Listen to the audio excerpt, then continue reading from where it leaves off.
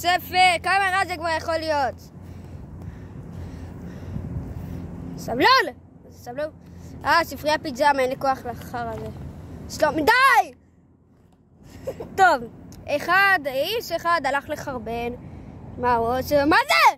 הוא עושה ביבי עצמיה! די, לא תחרבן כבר! למה זה לא עושה? זד! טומטם! חוצפן. הילד הלך למצוא מקום לחרבן. הנה, הוא כבר מתחיל להצטין. אתם רואים? למה זה לא מצטין? זה לא בא לי לקרוא את זה. מה אתה עושה? והילד עכשיו סטין בריחה של שלולית. כמה הוא מסטין, עוד שנייה יבוא אליי. מה זה? מה זה? עוד שנייה הוא יבוא אליי, אני מפחד שמוצף כל המדינה. ואז החתול בא לקפוץ עליו ולהסטין עליו, או לחרבן על השיער. ואמא שלו, השמנמנה, רצה להינשק, אתם רואים?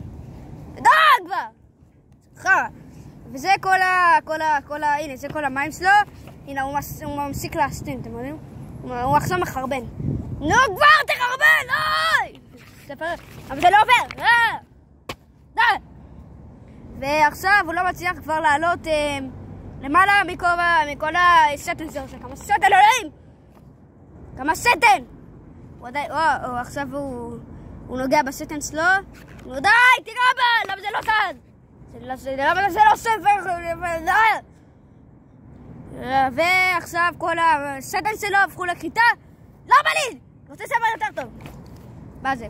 ועכשיו מישהו בא לנסק אותו, להתחבק, וניסוקי ומיסוקי, ואין לי כוח לקרוא את זה, וחיטה. שטן הפך לי. וכולם חיו בסמושר ופמוקר, ועד שהם התנסקו, התרתנו, הילד והאישה, והם הסינו לכל החיים וחרבנו. הסוף, ועכשיו החתול יחרבן עליו, יקשוב ככה. יאו. הסוף, רגע. לא בא לי, עזוב אותי. מה זה? לא לי כבר! אלוהים! והסוף, ועכשיו חרבנו לאוסר ולאוסר. הסוף. ספר חרא, אני לא ממליץ.